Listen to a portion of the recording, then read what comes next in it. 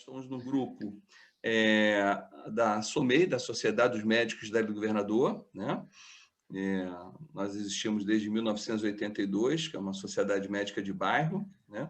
Em que nós temos nossos associados, estamos com alguns diretores aqui.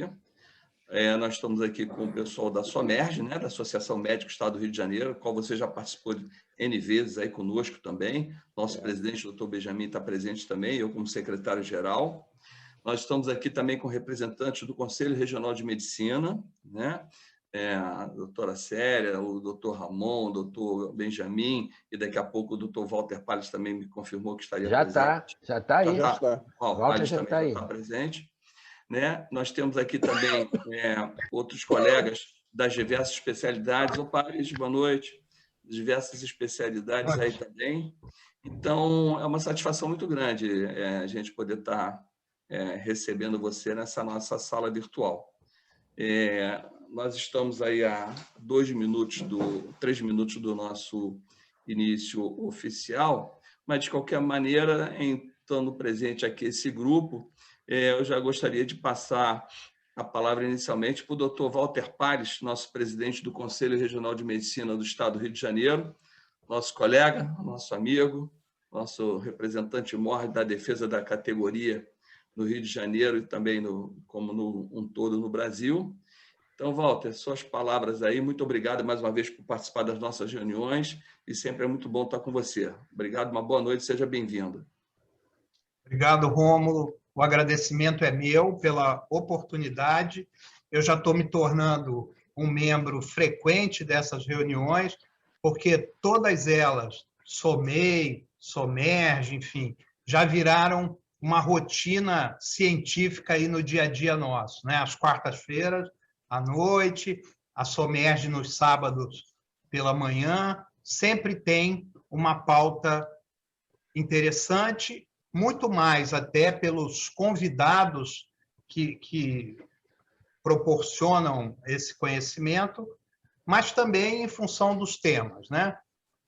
Estar aqui presente, poder ouvir o secretário, é um grande prazer, poder rever os colegas Benjamin, Ramon, você, Célia, enfim.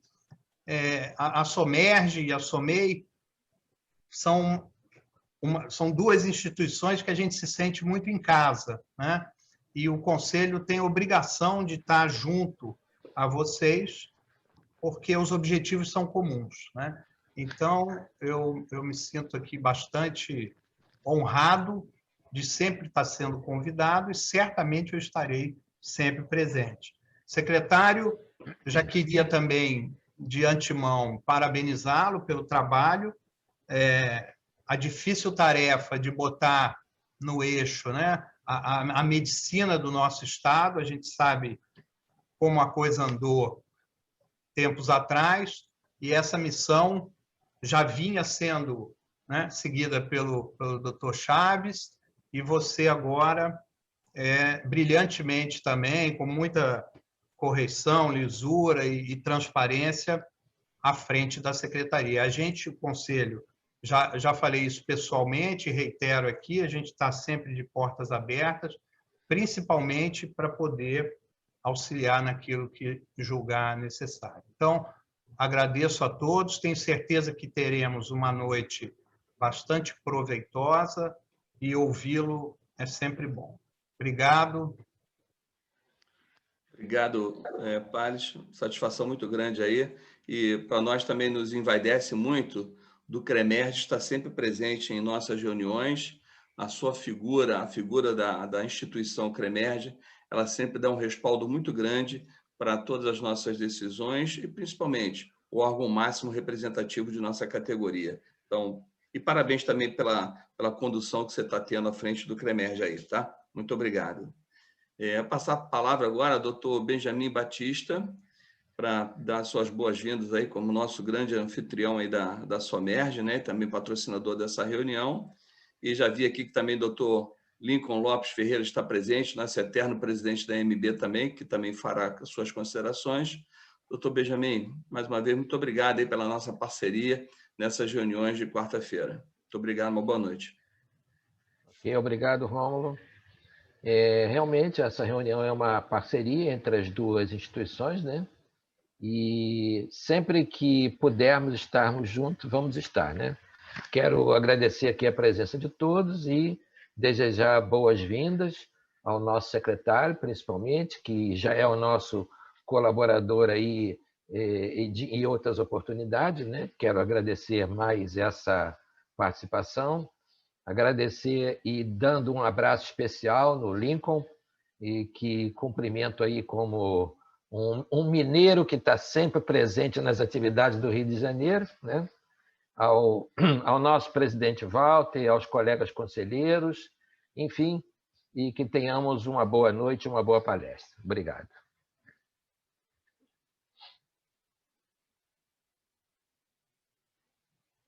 Obrigado, Benjamin. Satisfação muito grande. Passar a palavra ao doutor Lincoln Lopes Ferreira, nosso eterno presidente da AMB, que está diretamente lá de Belo Horizonte, para dar suas palavras de boas-vindas ao nosso secretário e à nossa reunião. Doutor Lincoln, boa noite. Muito obrigado pela sua presença.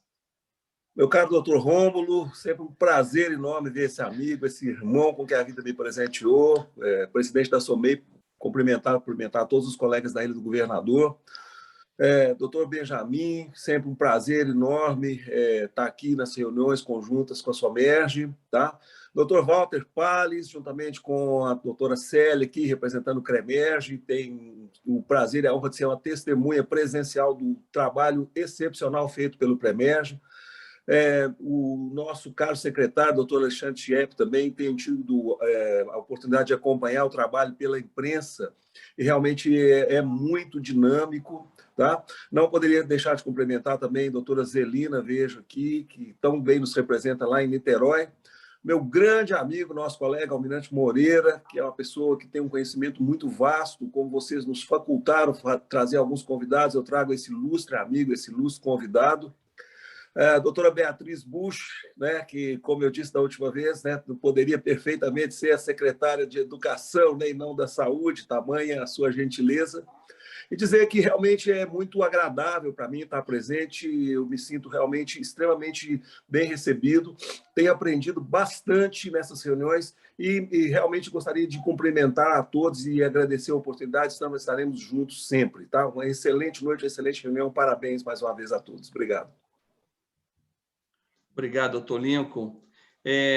Eu vou fazer dessa vez uma coisa aqui também dinâmica, e, Alexandre, se você me permitir, eu gostaria muito que a doutora Zelina, que é a nossa presidente da Associação Médica Fluminense, AMF, Niterói, né? Ela também é nossa diretora da SOMERGE, e como representante das nossas colegas médicas, que ela também dê as suas boas-vindas e representando aí todas as mulheres presentes nessa sala virtual de hoje, e principalmente também como representante que o é de uma excelente instituição que forma a parte científica muito grande do Estado do Rio de Janeiro também, que é a AMF. Zelina, as suas palavras, por gentileza, e mais uma vez é uma honra muito grande você estar presente sempre conosco.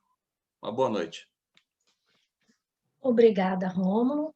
Boa noite a todos. É sempre uma satisfação grande, um prazer enorme estar participando dessas sessões e na presença de pessoas que eu considero muito, de Dr. Lincoln, por exemplo, que, como os colegas já se referiram, o nosso eterno presidente da AMB.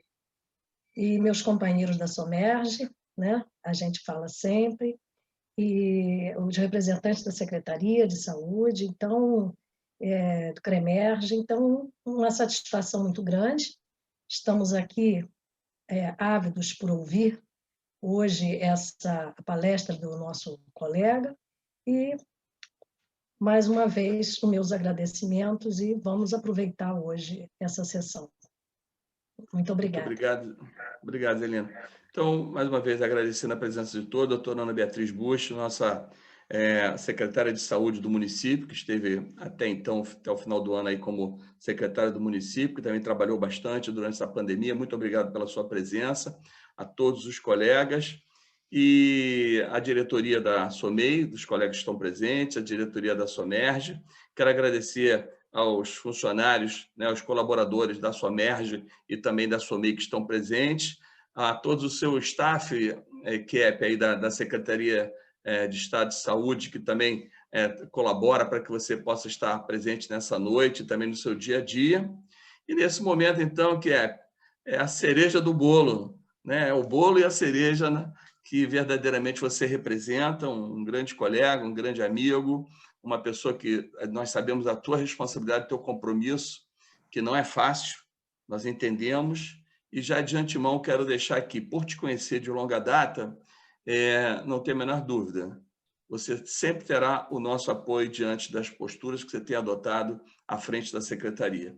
Então, a nossa palavra aqui de início é de agradecimento por você estar à frente da Secretaria e, ao mesmo tempo, de apoio às tuas ações. Então, seja muito bem-vindo à SOMEI, à SOMERGE, ao CREMERGE, a todas as instituições, e uma boa noite conosco aí. Obrigado, Alexandre, e é contigo. Obrigado, Coronel. É um prazer duplo.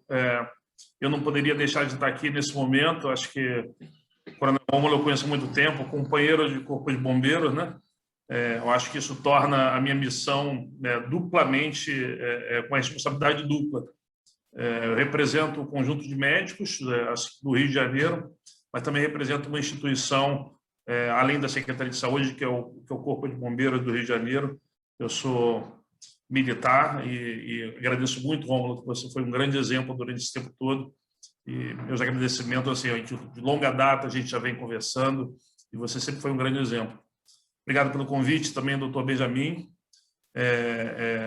presidente da SOMERGE. A gente se encontra em todas as epidemias, né? Acho que já desde a primeira epidemia em 2008, que a gente vem, toda vez que tem epidemia, a gente faz uma conversa com o corpo da SOMERGE, que mostra a preocupação sempre com a saúde da população fluminense.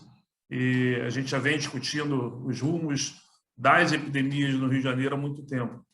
Fazer um agradecimento também ao Dr. Walter, presidente do CREMERGE, que me recebeu logo no começo, quando assumi a Secretaria de Saúde, e conto sempre, obviamente, com o CREMERGE, demais parceiras, o Beatriz, o Dr. Ramon, vários colegas que estão hoje aqui presentes, o Dr. Moreira, grande diretor das nossas unidades, né?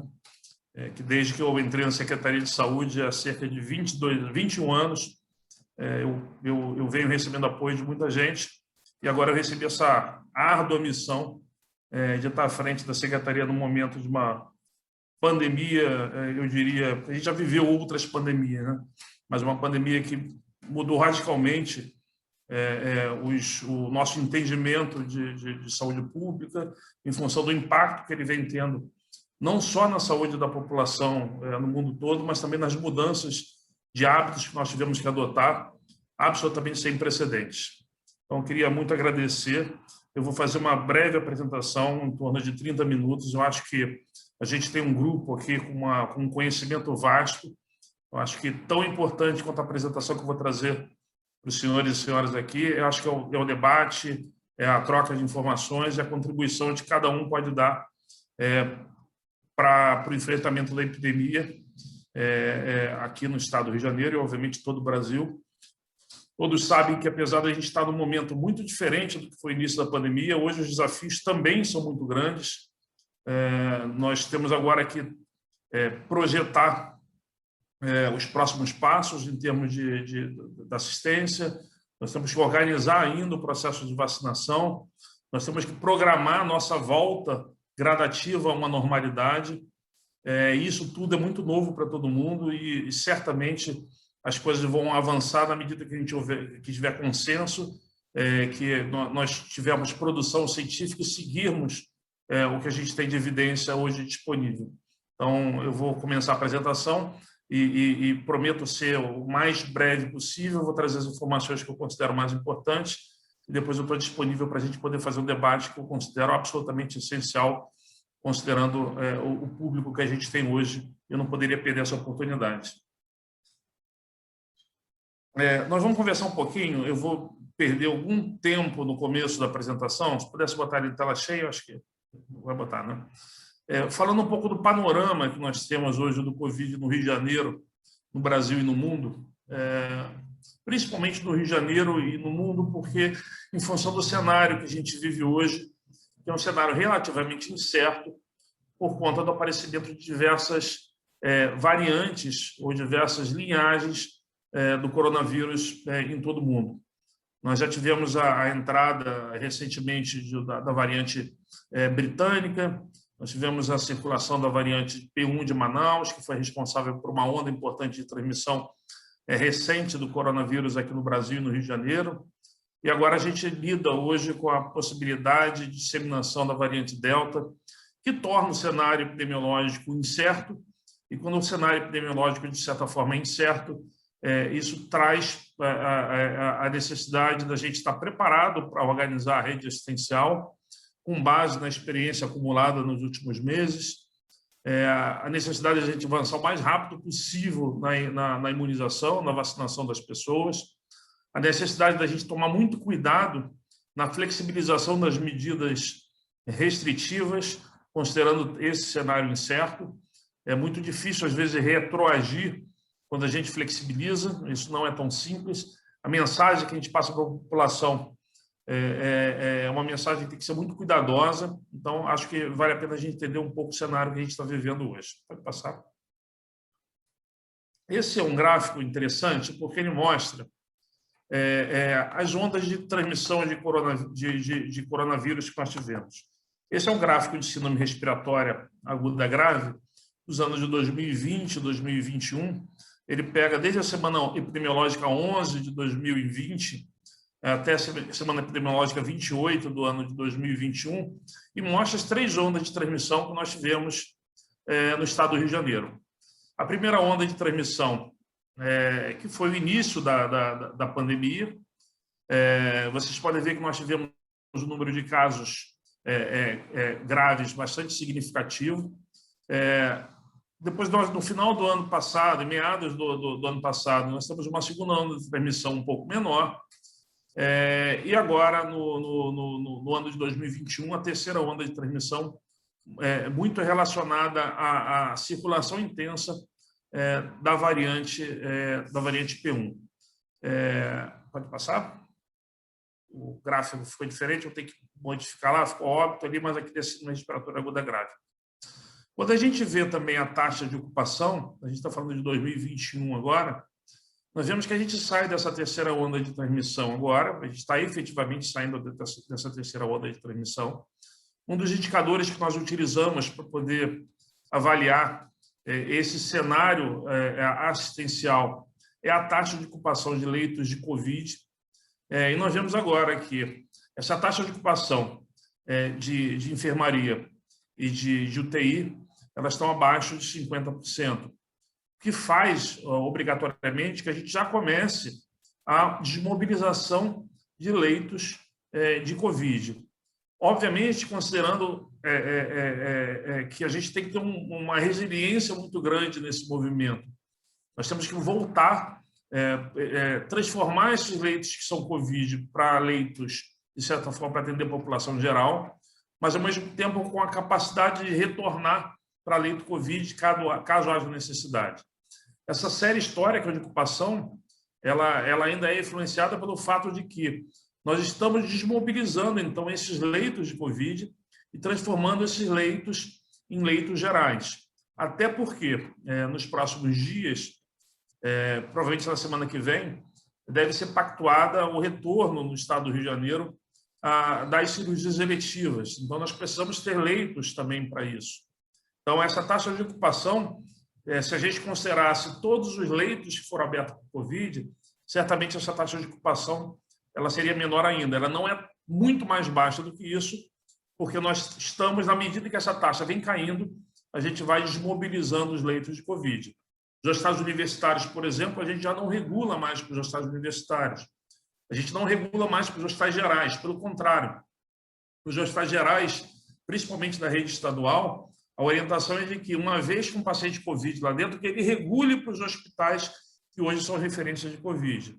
Então, esse movimento é um movimento praticamente diário, de avaliação do cenário epidemiológico, avaliação das solicitações de internação e de mobilização desses leitos de Covid, transformando eles para leitos gerais. Pode passar?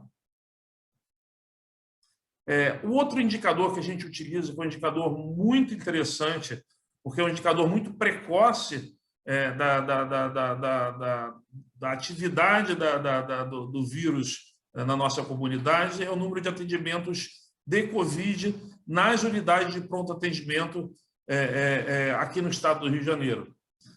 A gente tem visto, então, agora, uma redução gradativa do número de atendimentos. Neste momento, agora que as temperaturas caem, isso se confunde muito, porque muitas vezes uma UPA não tem condições, naquele momento, de fazer uma diferenciação de uma influenza, de uma outra virose respiratória do Covid. Então, isso é uma deficiência que esse indicador tem. De qualquer jeito, a gente vê que existe uma redução sustentada do número de atendimentos de Covid nas UPAs, mesmo com baixa temperatura. Então, é um indicador que a gente olha com muito cuidado diariamente, porque é um indicador muito sensível. Um aumento desse indicador talvez seja o primeiro indicador, o indicador mais precoce de um recrudescimento da transmissão. E a gente vê que há uma queda importante do número de atendimentos, mesmo nessa época mais fria do ano. Pode passar? Esse é um mapa que a gente divulga ele semanalmente, que é um mapa que considera diversos indicadores assistenciais e epidemiológicos, para a gente poder fazer a avaliação de risco regional, municipal e regional. Nós temos o risco muito baixo, o risco moderado, alto e muito alto, e ele vai levar em consideração taxa de ocupação dos leitos de Covid, atendimento de Covid nas unidades de pronto atendimento, número de solicitações de internação, tanto para enfermaria quanto para UTI, fila de espera de internação e taxa de ocupação dos leitos de enfermaria e UTI. Então, vocês podem ver que, hoje, praticamente todas as regiões do estado do Rio de Janeiro apresentam risco baixo, isso considerando todos esses indicadores. A região noroeste e região metropolitana 1, ainda com risco moderado, mas muito relacionado aos indicadores assistenciais. A noroeste, por conta de uma histórica deficiência de leitos de terapia intensiva, então isso faz com que esse indicador ainda permaneça moderado, apesar da melhora dos indicadores epidemiológicos, e a região metropolitana 1, porque onde concentra a maior parte dos nossos leitos, a gente vem fazendo essa transição gradual dos leitos de Covid para leitos de UTI geral ou leitos de enfermaria geral, que faz também com esse indicador ainda esteja no nível moderado. Mas eu já posso dizer que, do ponto de vista epidemiológico, todas as regiões e praticamente todos os municípios apresentam ainda tendência de queda do número de novos casos e número de óbitos por Covid. Pode passar? Isso vocês podem ver claramente quando a gente avalia o gráfico da fila de Covid por tipo de leito. Peguei os dados de abril a julho de 2021. Vocês podem ver que, num pico da epidemia, a gente chegava a ter infelizmente cortou ali, mas a gente chegava a ter 24 horas de fila de espera, de tempo de espera para internação, e com uma fila muito grande de pessoas. Chegava a ter 500 pessoas numa fila, não aguardando vaga, mas naquele processo de que entra e sai, como o tempo de espera chegava eventualmente a 12 horas, o número de pessoas na fila era relativamente grande. Hoje o cenário é um cenário de que o tempo de espera para um leito ele é menor do que 1 hora, na verdade é o tempo da solicitação chegar, do médico e enfermeiro avaliarem o quadro, a situação clínica do paciente e já definirem e liberarem vaga em determinada unidade. Então, hoje não há, como não há tempo de espera, consequentemente, a fila que existe é a fila daquelas pessoas que entram e esperam o tempo necessário para a avaliação do quadro clínico e serem direcionadas para determinada unidade. essa média móvel nos últimos 7 dias de UTI, por exemplo, é de 10 pessoas e de enfermaria de 9 pessoas. Então, é algo que, mesmo numa situação de normalidade, a gente raramente via uma fila tão pequena aguardando leitos, seja leito crítico ou leito de enfermaria. Pode passar. Esse outro ponto extremamente importante, que o Estado do Rio de Janeiro ele vem sendo pioneiro no Brasil, que é a identificação de variantes do novo coronavírus através da vigilância genômica. O Rio de Janeiro ele firmou, há alguns meses atrás, uma parceria com alguns laboratórios, principalmente o laboratório da UFRJ. O professor Tanuri ele é um dos pesquisadores que vem conduzindo esse trabalho com a gente, até porque a gente entendia que o número de amostras que o Ministério da Saúde iria sequenciar, seriam cerca de 8 amostras por semana, não seriam suficientes para a gente poder ter uma boa ideia das variantes que estão circulando aqui no Brasil. Então, certamente, senhores e senhoras devem ter ouvido nas últimas semanas no noticiário, Rio de Janeiro tem recorde de casos de variante Delta no Brasil. Rio de Janeiro tem mais de 30 casos de variante Delta já identificada, mais do que todos os outros estados do Brasil junto. Isso porque a gente tem hoje uma parceria com a FRJ, que a gente faz mais de 800 por mês. Então, isso dá para a gente uma ideia muito boa do que está circulando. Isso se reflete no mapa, por exemplo, que vocês estão vendo, que a gente já tem uma boa ideia do que está circulando em cada um dos municípios do estado. Então, hoje, a variante que predomina ainda é a variante P1, que é a variante de Manaus. A gente tem muito pouca coisa de outras variantes, mas com uma característica importante. A gente tem alguma coisa ainda de P5, variante britânica só em Campos de Goytacazes, mas quando a gente avalia essa rodada genômica que nós fizemos agora no mês de junho e julho, comparado com a anterior, a gente já vê que a variante Delta, que é essa variante indiana, que a gente chama, que é uma das variantes que a gente chama de VOC, que é variante de preocupação pela OMS, ela já sai de praticamente zero, na verdade a gente tinha um caso só identificado, para cerca de 16% hoje das variantes identificadas no estado do Rio de Janeiro. Então, esse é um ponto de alerta importante, que certamente ainda não influencia nos indicadores epidemiológicos assistenciais, mas é algo que a gente tem que tomar muito cuidado, porque hoje a quantidade de amostras sequenciadas no Rio de Janeiro ela é certamente maior do que qualquer outro estado do país. E isso dá para a gente uma boa caracterização da circulação dessas variantes. Eu digo preocupação pelo fato de que, vocês vão ver nos slides à frente, a variante Delta vem causando problemas em diversos países. A Ásia, por exemplo, alguns países da Ásia, como a Índia, como a Indonésia, como a Malásia, vem tendo surtos importantes da variante Delta, na verdade, epidemias importantes da variante Delta, e a gente já está vendo em alguns países da Europa, dos Estados Unidos, um repique de transmissão também relacionado à variante Delta. Então, cabe a gente agora observar como vai ser o comportamento dessa variante. O estado do Rio de Janeiro e o Brasil, de uma forma geral, tem uma característica um pouco diferente desses outros países. Na Ásia, por exemplo, a variante Delta ela entra para substituir o vírus original. Na Europa, a variante Delta está substituindo a variante britânica.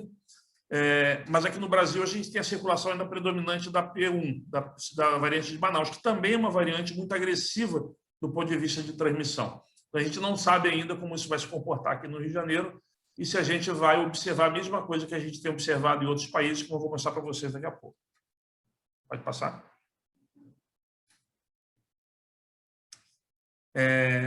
Quando a gente avalia o que está acontecendo no mundo, e aí eu estou colocando isso muito por conta da variante Delta, essa é uma tabela que mostra a variação na proporção de casos e óbitos por país entre 5 de maio e 22 de julho.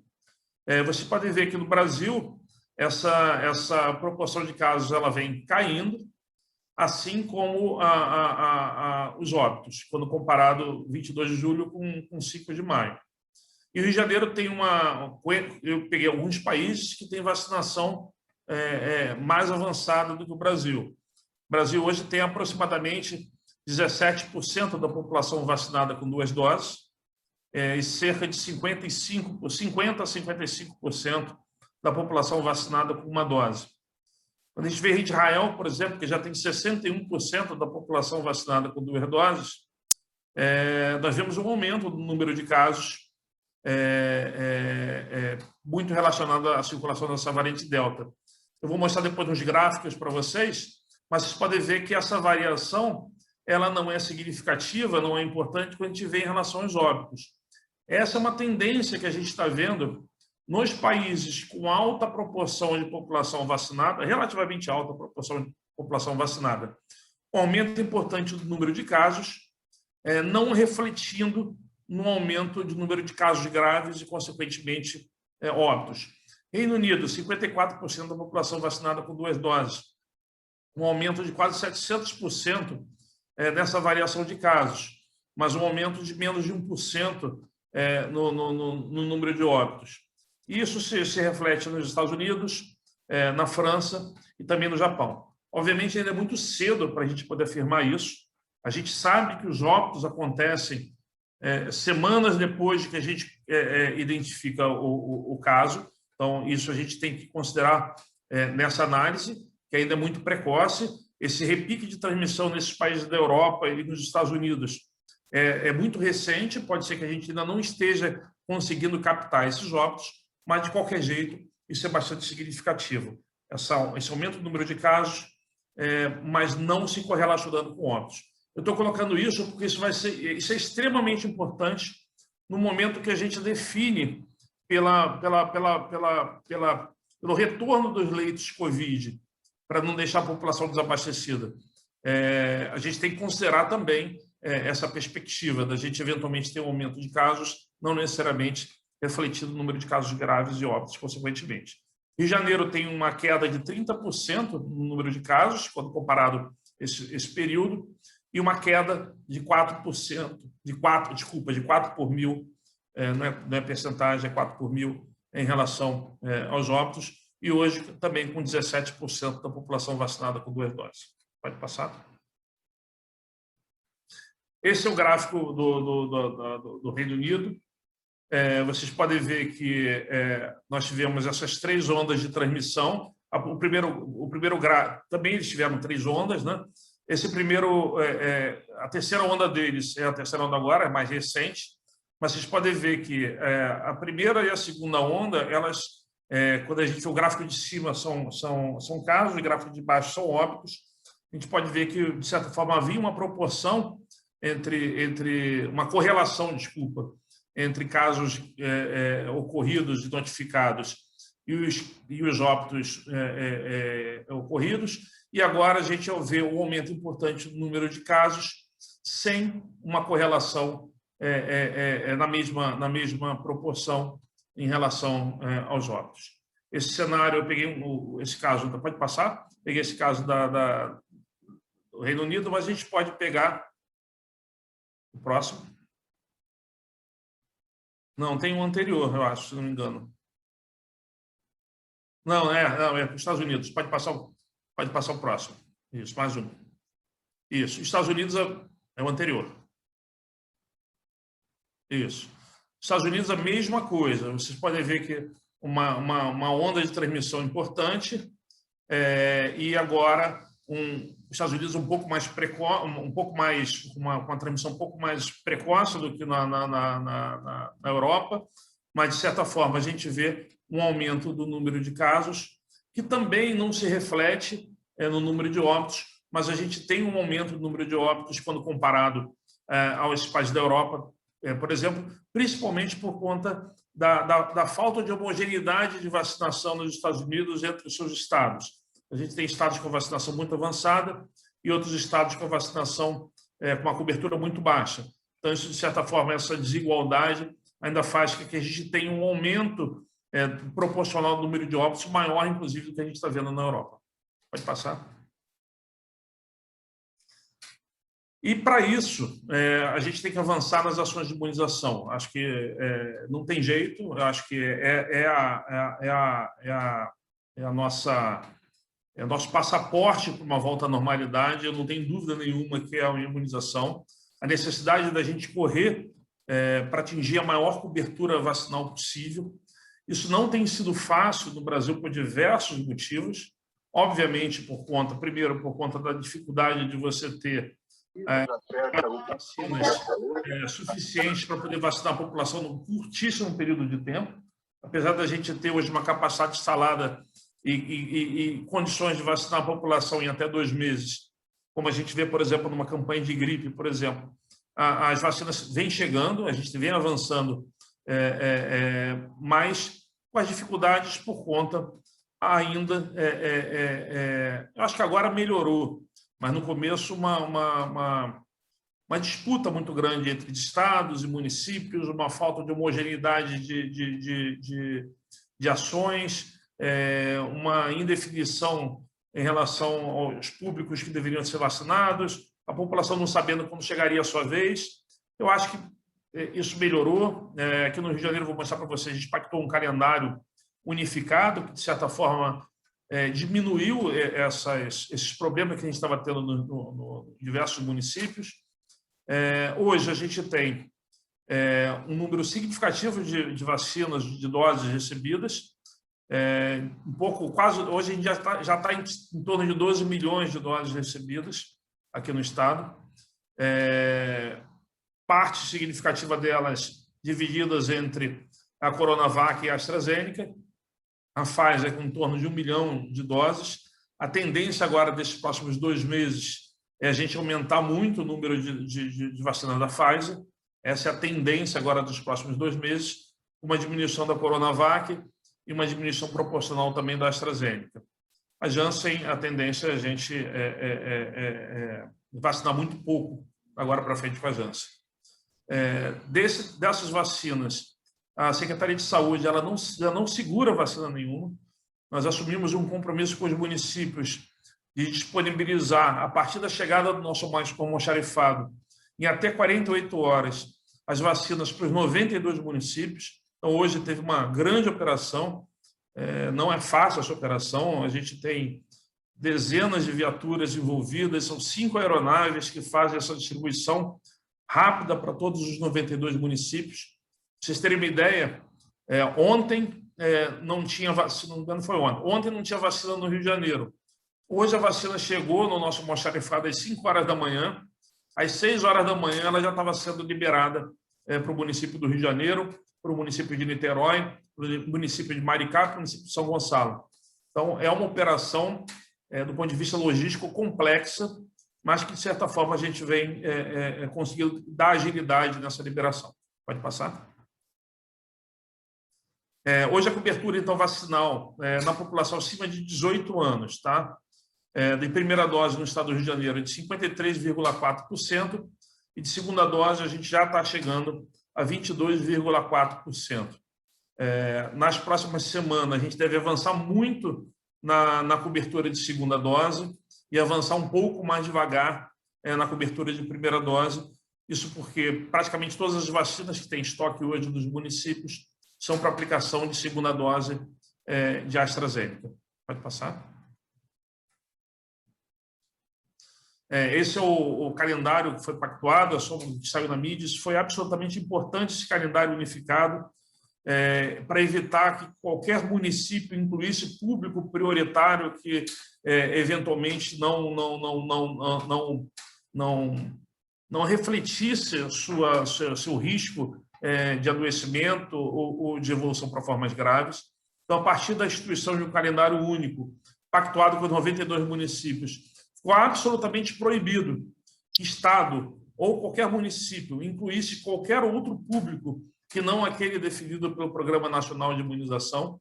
Isso deu uma garantia para as pessoas, uma possibilidade da gente definir quando cada público iria ser vacinado. Então, a gente, por exemplo, definiu que depois das comorbidades, a gente iria avançar para vacinação por idade.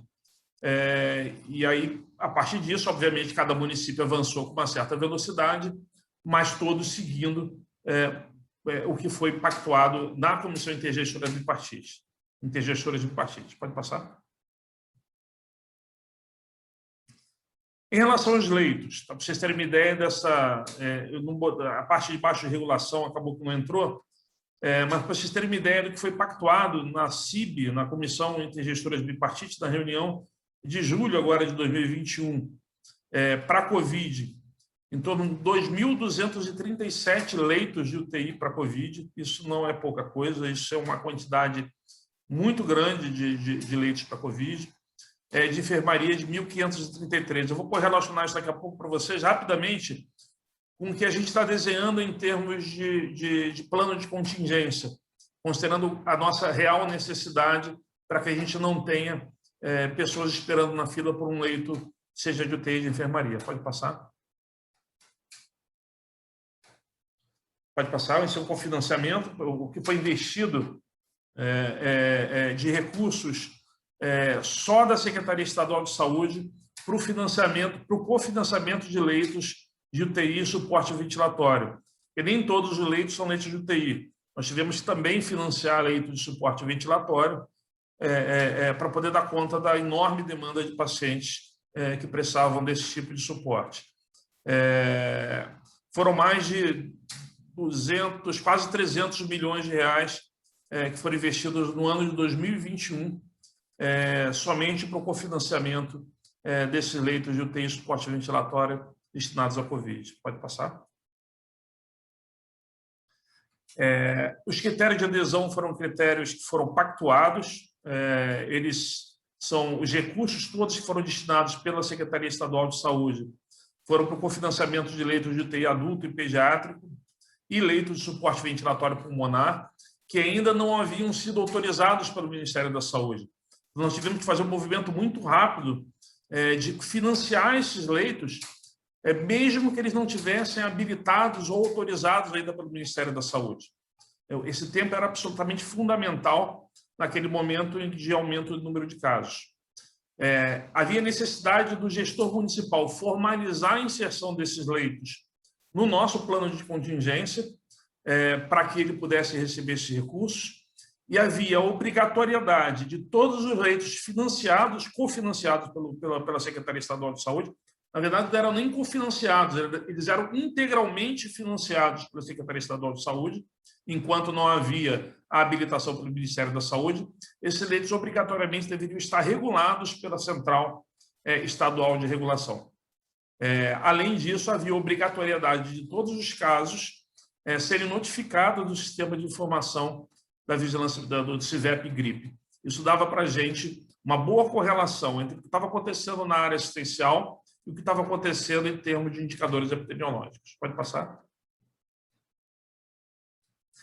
Diante desse cenário, do que a gente vivenciou em primeira, segunda e terceira onda, do que a gente vivenciou em termos de demanda assistencial, nós agora, tem cerca de 60 dias, nós começamos a trabalhar num plano de contingência para poder dar conta de uma eventual quarta onda. Mesmo antes da entrada da variante Delta, a gente vinha trabalhando nesse plano de contingência. A gente considerou, nesse plano de contingência, o que a gente teve de demanda por leitos na segunda onda de transmissão,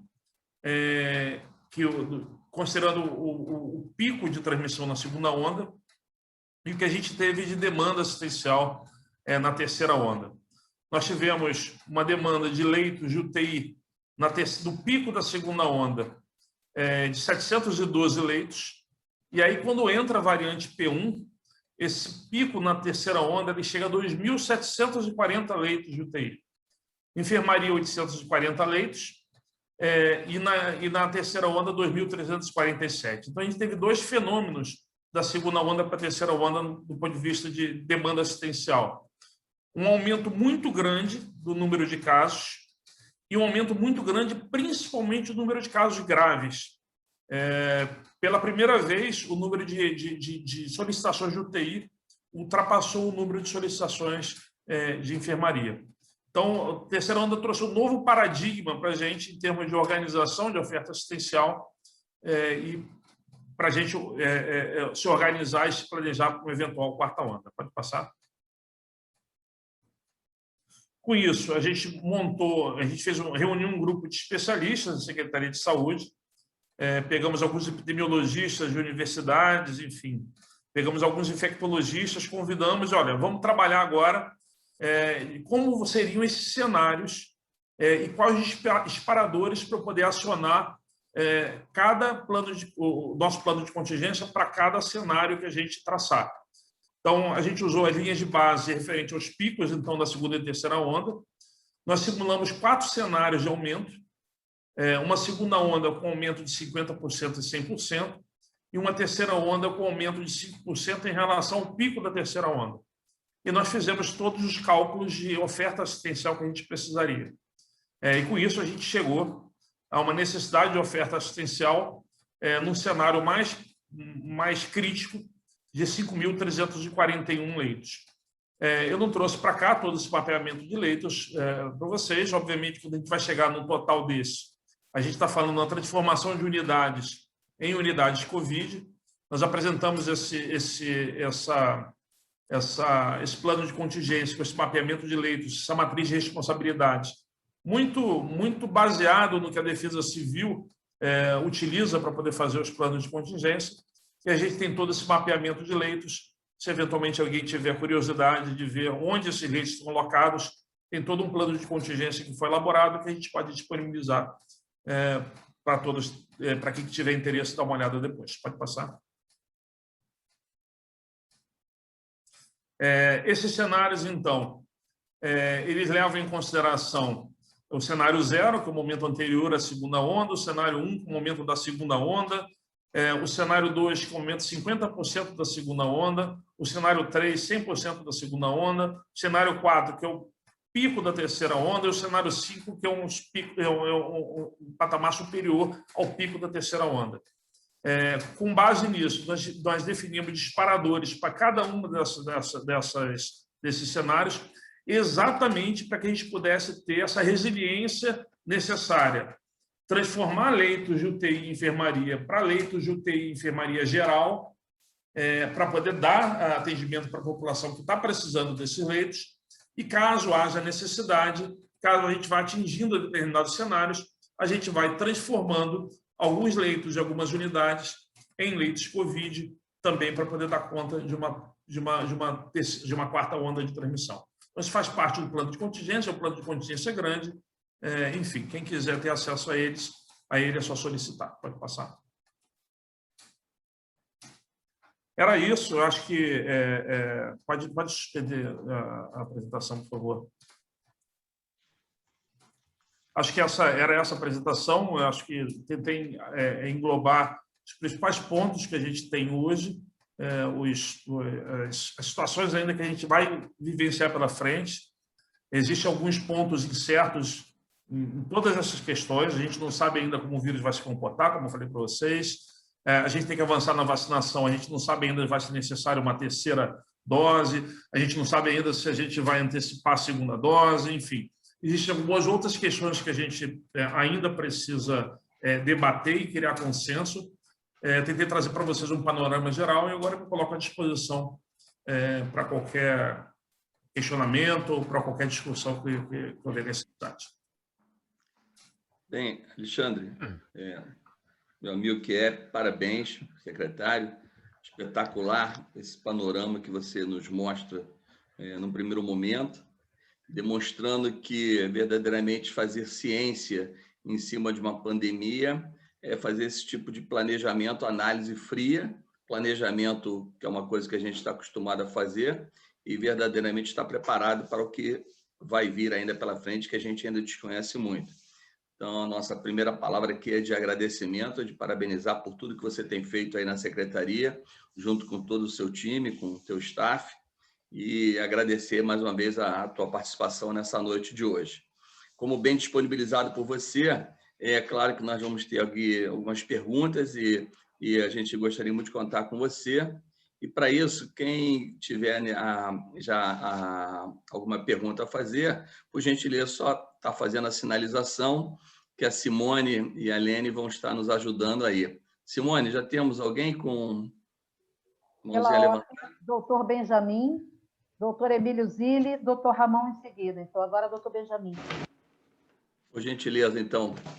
Por favor, doutor Benjamin. Ok, obrigado, Rômulo. Primeiramente, as primeiras palavras são para felicitar e parabenizar e enaltecer a palestra aqui do Alexandre, né? Agradecer por todas as informações que nos trouxe. Mas, Alexandre, você tem informações sobre a taxa de transmissão no estado, e em especial na cidade do Rio de Janeiro?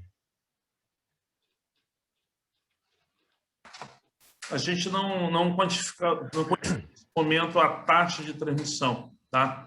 A taxa de transmissão hoje é muito baixa aqui no Rio de Janeiro ainda. O que a gente está vendo agora, neste momento, e que leva a crer que o que deve acontecer, é um aumento do número de novas infecções.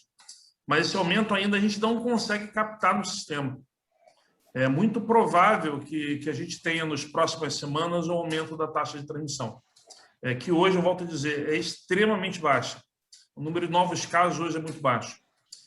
Mas a gente já está percebendo um discreto aumento da taxa de positividade dos exames que a gente está analisando. Então, isso provavelmente deve refletir nos próximos dias o aumento da taxa de transmissão. A gente não fez um cálculo ainda de como está essa taxa, mas ela está baixa. Ok, obrigado. Simone? Doutor Emílio Zilli, por gentileza. Boa noite a todos, secretário, boa noite. Eu gostaria de cumprimentar e lhe desejar muito sucesso, porque, na realidade, o seu sucesso é o nosso sucesso também, né? Então, obviamente, nós temos que desejar muito bons agoros para o senhor e para a sua gestão. Eu sou Emílio Zilli, eu sou cardiologista aqui do Rio de Janeiro, e sou diretor de defesa profissional da Somerge. Secretário, eu gostaria de fazer duas questões. A primeira diz respeito àquilo que, como lhe falei, eu sou cardiologista, não sou infectologista. Então, a minha formação, sou médico assistencialista e que atendo pacientes diuturnamente na minha vida. E, lógico que esses pacientes, se nós temos dúvidas, imagine os nossos pacientes que têm mais dúvidas ainda. Então, uma primeira questão que eu gostaria de colocar, secretário, é em relação à vacinação de crianças com comorbidades. Num momento como esse, que nós temos uma escassez de vacinas, nós não atingimos a população adulta, a população sabidamente de maior risco, aparentemente, que é a população infantil. Qual é a sua opinião a respeito da vacinação de crianças com comorbidades priorizadas sobre a faixa etária dos adultos? Se isso é verdade, primeiro, né? Se isso é real, e qual é a sua opinião desse tipo de coisa? Em segundo lugar, é saber do senhor se esse número de casos que o senhor tem observado, que tem sido na Secretaria de Saúde, no aumento da incidência, corresponde a indivíduos vacinados ou não vacinados. Muito obrigado. Obrigado, doutor Emílio. Vou responder a primeira questão. Primeiro, o que vem sendo debatido no país, e depois eu posso dar uma opinião que também é muito semelhante ao que vem sido proposto em termos de vacinação. A proposta hoje que foi acordada, e isso foi definido agora, essa semana, foi ratificada numa reunião entre Conselho Nacional de Secretários Municipais de Saúde, Conselho Nacional de Secretários Estadual de Saúde, CONAS e CONASEMES, com o Ministério da Saúde, foi finalizar a vacinação do público adulto com 18 anos ou mais e, imediatamente após a finalização do público adulto, iniciar imediatamente a vacinação da população de 12 a 17 anos com comorbidades.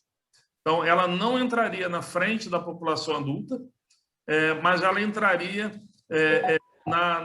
digamos assim, iria fazer a mesma separação de comorbidades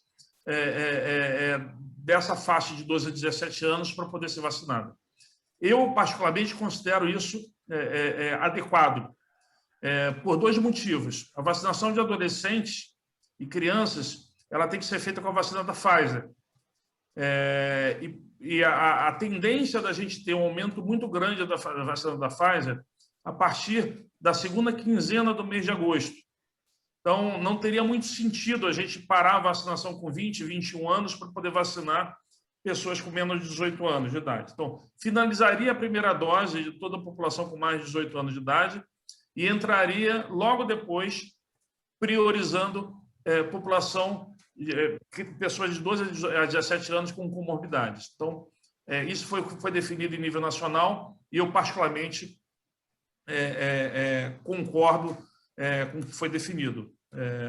Apesar de concordar, não quer dizer, a gente está falando ainda de muitas incertezas do ponto de vista epidemiológico, tá? Porque assim, mesmo as crianças e adolescentes com comorbidades foi um público muito pouco afetado na pandemia, tá?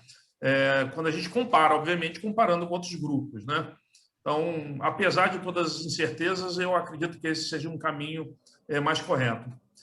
Em relação ao público que vem sendo afetado nesse momento pela epidemia, obviamente que quando a gente fala de qualquer vacina, e todos sabem disso, existe uma proporção importante de pessoas com falha vacinal. E a gente sabe que qualquer vacina ela é mais imunogênica, ela protege mais quando a pessoa é mais jovem. Então, há uma tendência em qualquer vacina, e aí não é Covid, é outra vacina, do público, das pessoas mais velhas, ter uma proporção maior de falha vacinal primária do que a população mais jovem. Mas o que a gente está vendo hoje é uma mudança do perfil das pessoas que estão, principalmente, evoluindo para formas graves, Apesar da gente ainda ter muita gente, muitos idosos ainda relacionados a essa falha vacinal, essa curva se deslocou. Então, proporcionalmente, a gente está vendo muito mais casos, inclusive casos graves e óbitos, na população não vacinada ou não vacinada com as 2 doses do que na população vacinada. Essa realidade que a gente viveu na primeira, segunda, terceira onda de transmissão aqui no Rio de Janeiro, quando a gente tinha cobertura vacinal, principalmente na terceira dose, ainda muito baixa, hoje a doença atinge principalmente as pessoas não vacinadas ou não adequadamente vacinadas. Muito obrigado, senhor. Obrigado. Obrigado. Simone. Doutor Ramon, por gentileza. Em primeiro lugar, as minhas as palavras iniciais, Alexandre, hoje nosso secretário, nós já nos conhecemos até desde a época que o senhor era subsecretário, por todas essas informações que são traduzidas com muita transparência e com muita objetividade. A gente, geralmente, quando ouve uma autoridade, às vezes vê algum desenho assim um pouquinho mais fantasiado, mas eu sempre admirei a sua forma bastante objetiva de lidar com os dados, fugindo dos holofotes e trazendo a ciência e a técnica, ela mostrada nua e cruamente como deve ser feito. E dito isso, o senhor chegou a tocar na questão, por exemplo, do para adiante, né? Do avante. Uma coisa que preocupa todos nós também é porque essas vacinas, elas, à medida que o tempo vai passando, o grau de proteção vai diminuindo. E eu queria saber, dentre esses estudos, são estudos que certamente serão feitos, estão sendo feitos, possivelmente, e qual seria, por exemplo, a real necessidade? Nós estaríamos diante de uma situação como, por exemplo, a repetição de uma vacinação anual, como é feita para a gripe, e sendo dessa maneira, qual seria a possibilidade entre essas vacinas que são apresentadas, qual seria aquela, se é que já existe alguma perspectiva de definição nesse sentido? Eu sei que talvez isso não esteja concluído, mas certamente alguma coisa deve estar em andamento por isso. Obrigado por tudo. Então, é um prazer. Obrigado e agradecer também toda essa nossa trajetória que tem de debates em relação a essas questões. Isso vem sendo discutido, certamente. tem algumas questões que vêm sendo discutidas muito fortemente. A primeira questão é a intercambiabilidade das vacinas. Isso é, você poder, depois de uma pessoa vacinada, por exemplo, com uma determinada vacina, Coronavac, por exemplo, vou dar um exemplo claro, por exemplo, da AstraZeneca em gestantes, que agora isso está sendo consolidado. E o Rio de Janeiro tomou essa decisão, foi uma decisão difícil, não foi fácil, da gente aprovar o uso da segunda dose com Pfizer das gestantes que haviam tomado a primeira dose com a AstraZeneca, porque a recomendação inicial, em nível nacional, era de aguardar o nascimento da criança e depois do puerpério fazer a aplicação da AstraZeneca. A gente, quando começou a ver os dados no Rio de Janeiro, o número de gestantes internados, a ponto da gente ter que abrir dois serviços de UTI para gestantes, a gente falou, olha, não dá. Então, a gente, como tinha estudos de intercambiabilidade, a gente aprovou a utilização da Pfizer aplicada na gestante que havia tomado a primeira dose com a AstraZeneca. Então, essa é a primeira questão que vem sendo discutida muito fortemente. Será que eu vou ter que fazer uma terceira dose, por exemplo, de Coronavac, e não de Pfizer, ou de Janssen, ou de AstraZeneca, numa pessoa que tomou as duas primeiras doses, numa terceira dose? Então, esse é um ponto que não há ainda consenso em relação a isso, mas vem sendo fortemente debatido. A segunda questão é a necessidade da terceira dose. Isso talvez seja um ponto mais simples. Parece que a gente não vai fugir de uma terceira dose. A tendência é por conta... Eu estou falando tendência. Parece porque hoje o ministro afirmou ainda não há evidências de que há necessidade de uma terceira dose. Mas exatamente pelo fato da gente estar vendo essas falhas vacinais secundárias que estão relacionadas a essa queda da proteção ao longo do tempo. Se a gente tem a falha vacinal primária, que a gente está observando, e é natural, seja por conta dos extremos de faixa etária, seja por conta da questão imune do individual. Então, você tem a falha primária. Mas a gente está começando a observar também as falhas vacinais secundárias relacionadas a esse tempo de aplicação da vacina. A gente ainda não consegue ter clareza em relação aos números, mas certamente é perigoso, né? Mas muito provavelmente a gente vai precisar de uma terceira dose dessas vacinas. Já em relação à necessidade da vacinação anual, a gente tem cenários diferentes um pouco. A vacina da gripe, por exemplo, que tem a vacinação anual, ela é anual por dois motivos. Primeiro, porque a vacina da gripe não é uma boa vacina em termos de imunogenicidade. Então, essa vacinação anual, você aumenta muito a qualidade da proteção vacinal. Porque, eventualmente, um ano ela não pode... Tirando as questões individuais, mas do ponto de vista coletivo, a vacinação anual aumenta muito essa qualidade da proteção. E pelo fato de você ter diversos vírus circulantes. Ela tem que ser refeita todo ano, considerando os diversos vírus que estão circulando. Então, a gente estava com a tríplice, agora tem uma quadrivalente, a linhagem B não entrava, agora está entrando, enfim. Então, por esses dois motivos, a vacina da gripe ela é anual. A vacina contra a Covid, e aí é muito novo, porque a maioria delas usa tecnologias muito novas, né? Tirando a Coronavac, que é de vírus inativado, uma é mRNA, outra usa vetor viral. A gente sabe que essa proteção cai, mas a gente não sabe, por exemplo, se uma terceira dose vai garantir uma proteção muito grande por muito tempo. Então, efetivamente, Ramon, essa pergunta eu não sei te dizer. É possível que a gente precise de uma nova dose todo ano? Tudo é possível. Mas também é possível que uma terceira dose, por exemplo, faça o que a gente chama de um booster e faça uma proteção por longo tempo. E, às vezes, a vacina pode não ser necessária todo ano, pode ser necessária a cada um intervalo maior. Isso é a resposta. Acho que os estudos ainda são muito incipientes, ainda por conta do tempo também, para a gente poder responder essa terceira questão. Muito obrigado. Obrigado. Simone, por favor. Doutor Mauro, por gentileza. Boa noite, colegas.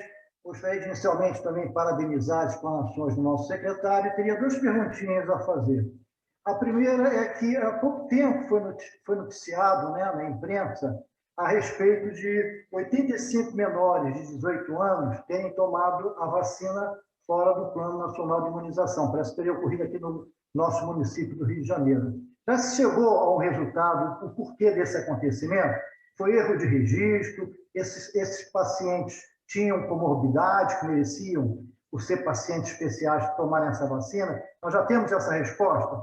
E a segunda é uma curiosidade. O secretário apresentou aí um cenário, né, de uma possível quarta onda em um plano de contingência.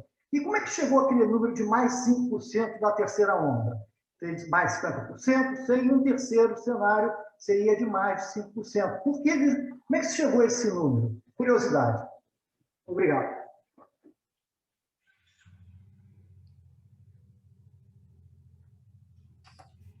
Obrigado, Mauro. Duas perguntas difíceis de responder. A primeira porque eu não tenho conhecimento dessas crianças que tomaram a dose menores de idade. Tá?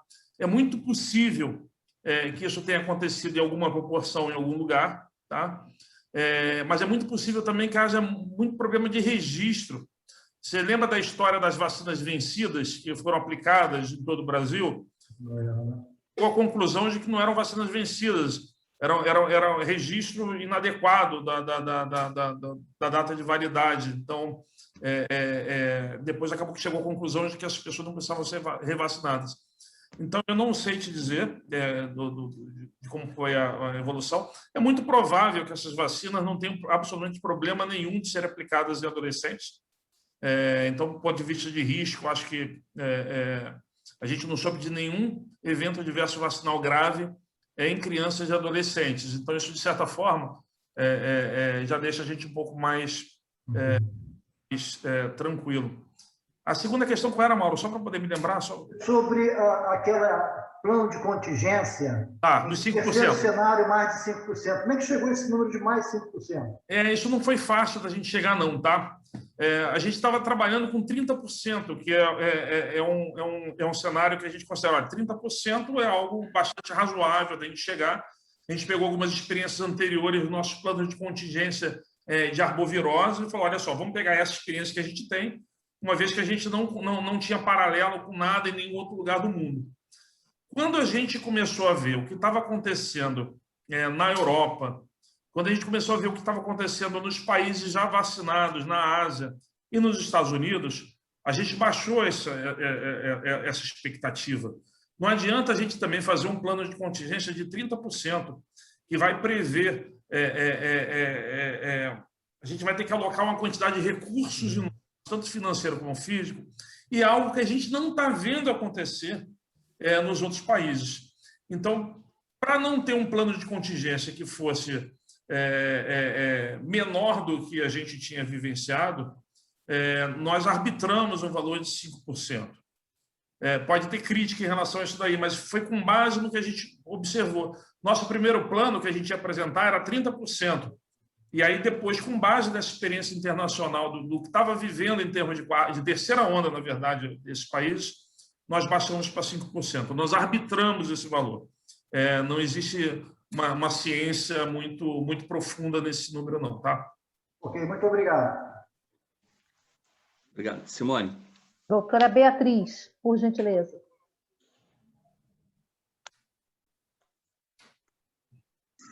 Bom, boa noite a todos. Eu queria, Alexandre, te cumprimentar.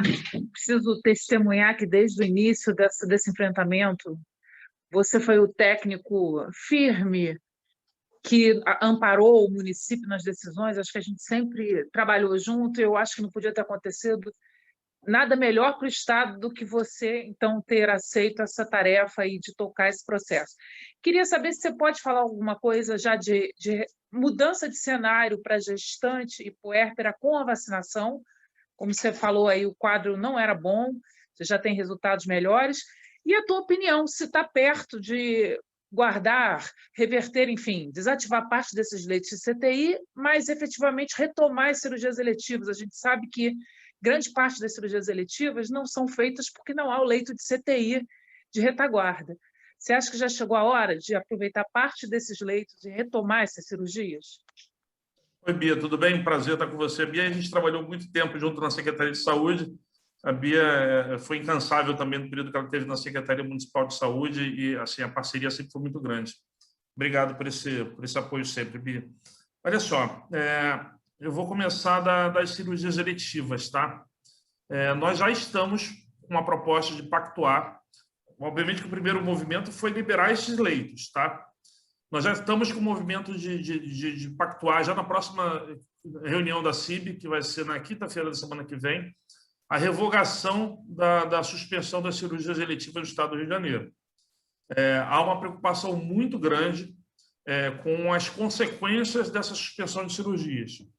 E ela foi suspensa por dois motivos. Obviamente, o cenário de Covid, mas também pela falta dos medicamentos para intubação, para anestesia.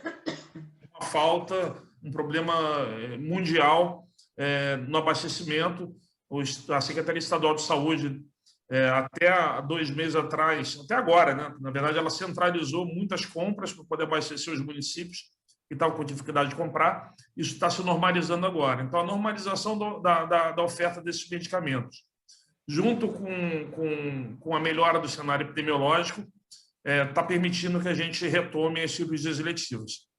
A gente espera não retroagir nisso, mas, obviamente, se o cenário epidemiológico no futuro apontar para isso, a gente não vai ter problema nenhum em retroagir. Mas a gente tem que saber das consequências da não realização dessas cirurgias eletivas. Elas têm consequências.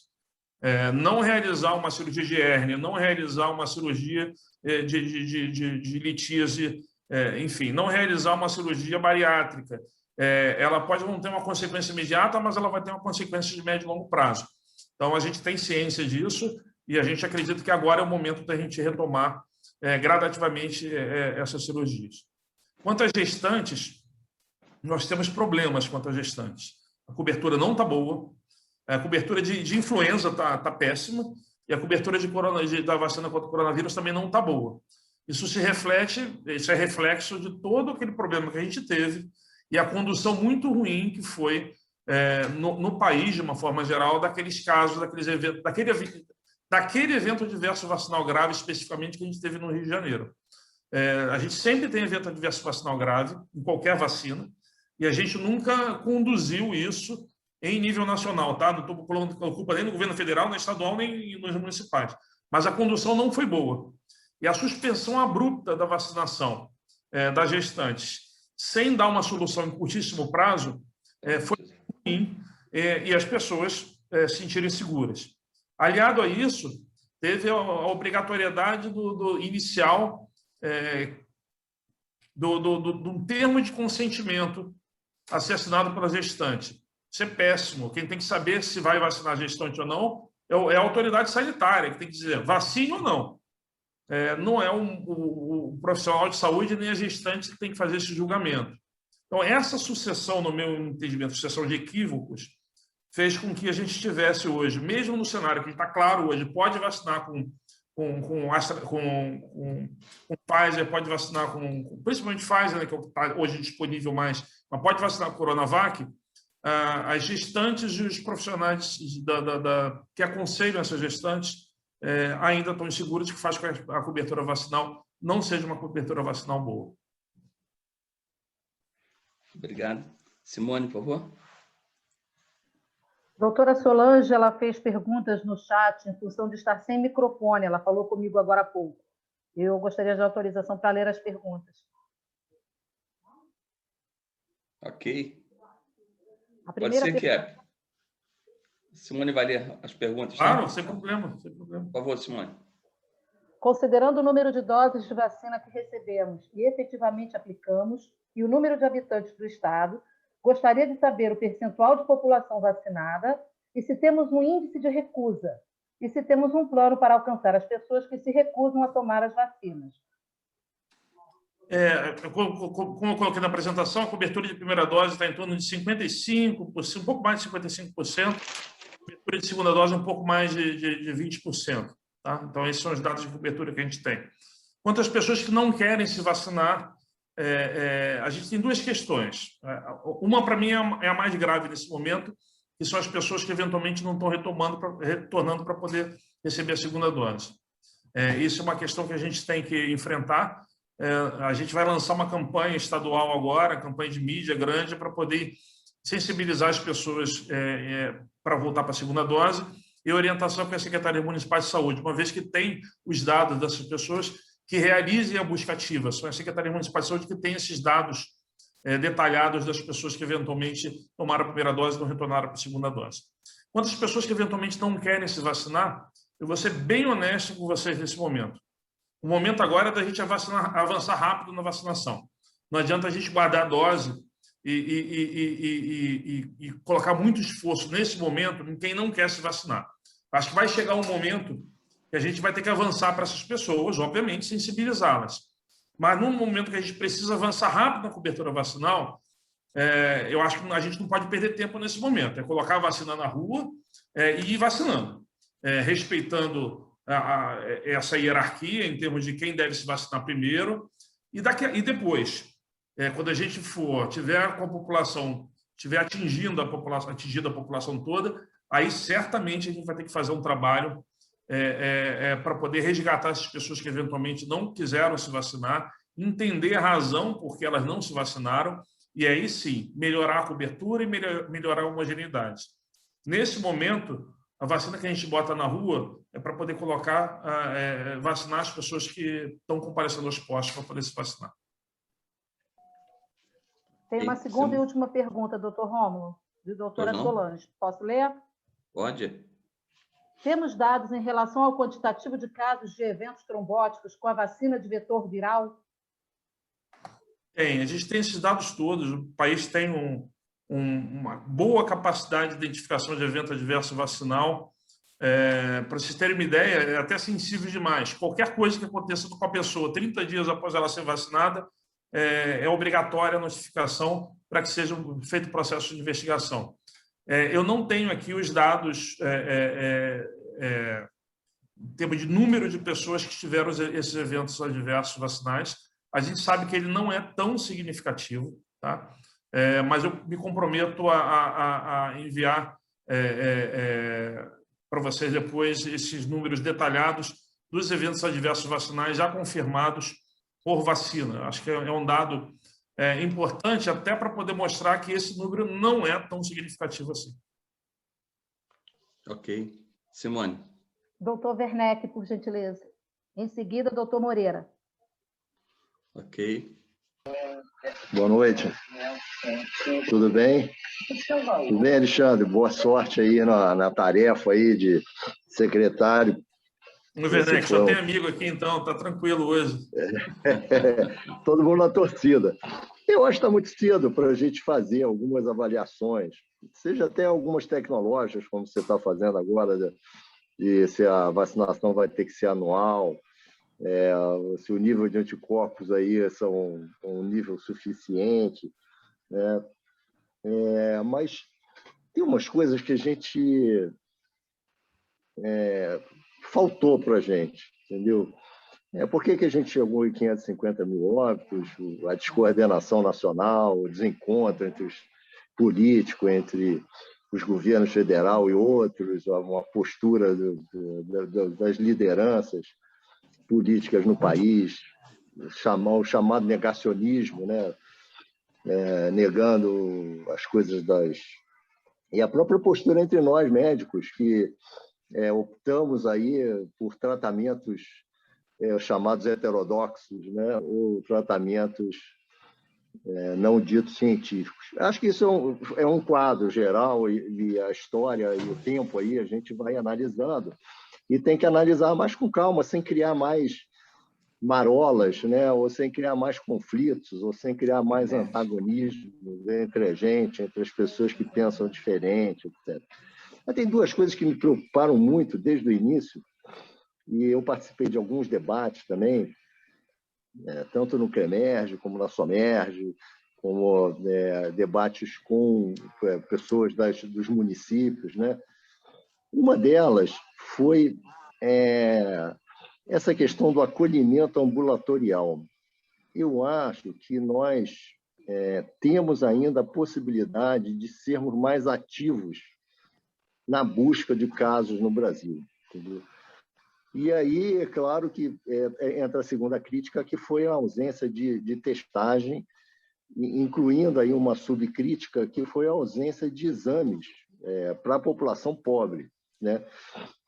Então, a primeira é assim, nós criamos, às vezes, alguns municípios criaram logo um local, você está com Covid, vai para lá, para tal lugar, ou vai para a UPA, ou vai para uma tenda, né, de atendimento, e aí tinha lá todo um protocolo de como você acolhia essa pessoa.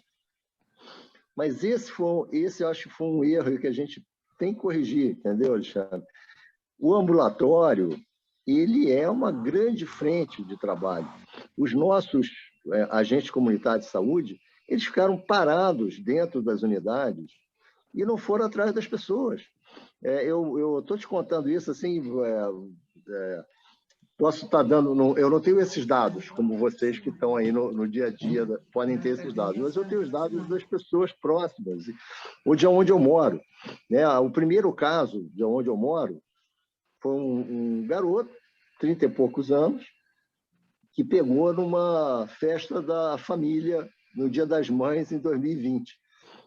Esse cara, eu moro em Petrópolis, numa área, ele foi internado em Miguel Pereira, e a prefeitura de Petrópolis não foi atrás para saber o que estava acontecendo com esse cara. Não foi saber quem eram os contatos da festa, não fez uma listagem dos nomes, toda aquela nosso checklist que a gente fazia quando era jovem, lá na epidemiologia, a busca ativa de casos e etc. Isso não foi feito. Não foi registrado, não foi conversado, não foi divulgado para a população o que estava acontecendo. A população da minha região não sabia que já tinha tido um caso de Covid aqui, entendeu? Então, esse ambiente do ambulatório, para mim, é um ambiente que ainda dá para mudar, né? E é possível mudar, porque nós vamos ter aí uma cronicidade desses casos durante um bom tempo. Isso também tem que ficar claro para a gente. Nós vamos ter um número de casos grandes que vai ter que ser acolhido. Então, aí a segunda questão que eu acho que a gente falhou, e que aí eu acho que ainda dá para mudar, é a questão da testagem. Aqui as pessoas vão nos postos de saúde, nas UPAs, eles levam 10 dias para receber o resultado do RT-PCR, que fica pronto em 2 horas. Se você vai em qualquer laboratório privado, você recebe de tarde aquele resultado. E o setor público está deixando isso morrer. A gente não testou, a gente não acompanhou essas pessoas e não fez os exames. Eu não vi uma pessoa na UPA aqui em Petrópolis que tenha feito uma tomografia por uma possibilidade dele ter uma oxigenação menor. E as pessoas iam para casa, Alexandre, as pessoas não tiravam temperatura 3 vezes ao dia, não faziam E é fácil a gente fazer isso. Eles não faziam medidas com oxímetro. Era só distribuir o oxímetro na região, nos postos de saúde, e mandar o cara ir lá 3 vezes por dia, 2 vezes por dia, ou então fazer um monte de medidas. Temos que ser criativos. E eu acho que essa é uma segunda crítica, né? Eu não vi, olha, eu vi poucos hemogramas, eu vi poucos outros indicadores que eram ditos da coagulação, da ferritina, do dedímero. Isso não era feito na rede pública, isso não foi feito na rede pública, ambulatorialmente. Quem estava internado começou a ter esses segmentos. Mas ambulatorialmente nós não tivemos. Foi assim, vai para casa, se vira, se você piorar, você volta aqui. Isso, do ponto de vista médico, é um absurdo. A gente largar esse cara em casa 1 semana, 10 dias, sem saber o que está acontecendo com esse sujeito, já que a gente tem um instrumento do agente comunitário de saúde. Então, eu fiz esse discurso do ambulatório, porque eu acho que a gente vai ter que avaliar essa fragilidade que a gente tem nessa nossa primeira fonte, que é o ambulatório. Os colegas na rede privada, né, imediatamente faziam uma bateria de... É claro que isso aí tem até exagero, né? Mas faziam uma bateria de exames e uma bateria de coisas que faziam, e em 24 horas eles estavam com um quadro de imagem do cara, com quadro de indicadores bioquímicos, com quadros até patológicos também, outros também, né? E a gente não tinha isso na rede pública. Então, acho que são essas duas questões que eu acho que dá tempo da gente ainda no setor público dar uma recuperada aí. Eu queria essa tua avaliação também do ambulatório no atendimento ao Covid. Eu concordo com você quase em tudo. Obviamente que essa descoordenação no começo foi muito ruim. Eu lembro, inclusive, que eu mesmo gravei um vídeo para o governo na época, não era nem superintendente, nem subsecretário, não era nada. Eu falei, não, fique em casa, se houver agravamento, vocês compareçam. Isso não foi eu que falei, não. Todo mundo falava isso no começo, logo no começo. Porque não tinha que fazer. Você queria evitar que as pessoas circulassem na rua. Então, assim, a gente errou muito no começo por conta do desconhecimento. Continuamos errando muito por conta do desconhecimento. Você fala assim, a rede privada está fazendo dedímero, mas eu te garanto que 90% dos médicos, seja da rede pública ou privada, não sabe nem o que fazer com o resultado do dedímero. Ah, dedímero está elevado. E aí, legal? Existe algum protocolo que eu estou vendo todo mundo procalcitonina e faz não sei o quê, faz tomografia. Tem e aí, tem uma 50% de acometimento pulmonar. E aí? Também não tem protocolo, ninguém sabe. Então, assim, acho que a gente viveu um problema muito grave de descoordenação desse processo em nível nacional. E quando você coloca também para estados e municípios fazer isso, também não funciona muito bem, cada um faz de uma forma diferente. Nós tivemos problemas sérios com a testagem. A gente fazia, em dengue, 300, 400 exames de PCR por mês. De uma hora para outra, a gente teve que começar a fazer 7, 8 mil exames de PCR. Muito atrasado o processo, a logística complexa, demorava os resultados. Erramos agora, recentemente também, quando as novas tecnologias surgiram, os testes rápidos e monocromatográficos que poderiam resolver, de certa forma, esse problema do diagnóstico rápido. Não houve uma coordenação em nível nacional, isso eu falo tranquilamente. Não foi feita uma aquisição centralizada desses testes para poder disponibilizar para os estados e municípios com um protocolo definido. Qual é o protocolo? Na farmácia está uns 120 prata. Pois na farmácia tem. Qual é o protocolo que a gente tem em nível nacional? Qual o protocolo que a gente tem hoje em nível nacional que define quais os exames básicos que devem ser feitos numa avaliação inicial do paciente com Covid? Dedímero serve para alguma coisa? O hemograma ajuda em alguma coisa? Eu tenho que fazer o quê? A procalcitonina ajuda em alguma coisa? Eu tenho que fazer tomografia em todo mundo? Eu só faço tomografia em quem tiver alteração de oximetria? Isso não está definido, infelizmente. Então, eu concordo nesse aspecto, quando você fala, que a gente errou muito nessa questão da padronização de uma assistência. Quando a gente erra na padronização, acontece o que você falou. Cada um faz uma coisa diferente. Eu só discordo quando você diz que o problema foi só na rede pública. A diferença é que na rede privada talvez você tenha mais acesso aos exames, a tomografia seja mais fácil de realizar, os exames laboratoriais chega e você faz, mas eu também tenho certeza que a qualidade também não foi boa, porque você também na rede privada, você também não tem um protocolo muito bem definido do que tem que ser feito um acolhimento inicial do paciente com suspeita de Covid. Então, assim, talvez o acesso aos exames, o acesso às tecnologias, certamente na rede privada foi mais facilitado. E a gente tem que rever. Mas a gente tem que repensar essa epidemia do ponto de vista de assistência, tá? Do ponto de vista de acolhimento, do ponto de vista de identificação daqueles pacientes com maior risco de adoecimento. A gente tem que rever, e eu concordo com você. Talvez dê tempo ainda de a gente rever para uma quarta onda, para a gente poder evitar, se é que é possível evitar esses óbitos que aconteceram, se é que houve um erro muito grande, que a gente corrija isso rapidamente. E aí tem um papel importantíssimo do Ministério da Saúde como coordenador desse processo, das sociedades médicas, na definição também, ajudar na definição dos protocolos, que não estão claros, pelo menos se estão claros, eles não estão adequadamente disseminados, tanto que cada um faz o que acha que deve fazer. Se eu perguntar para vocês aqui agora, se eu pegar um paciente com dedímero de 2000, vai ter gente que vai falar, não, dedímero de 2000 interno. Não, dedímero de 2000 eu só acompanho. Outro vai falar, eu nem deveria ter pedido dedímero. Outro vai falar, não, eu vou começar a anticoagulação com dedímero de 2000. Eu tenho certeza que a gente não vai chegar num consenso aqui. Eu estou pegando o exemplo do dedímero porque eu tenho colegas colocam o dedímero como protocolo na avaliação inicial do paciente. Então, é só para ilustrar que a gente é o momento agora da gente melhorar essa coordenação. Concordo integralmente com você nesse aspecto. Eu topo esse debate, pode me chamar que eu topo. Então está fechado. Vou tentar ser criativo, o que for possível. Está combinado. Obrigado.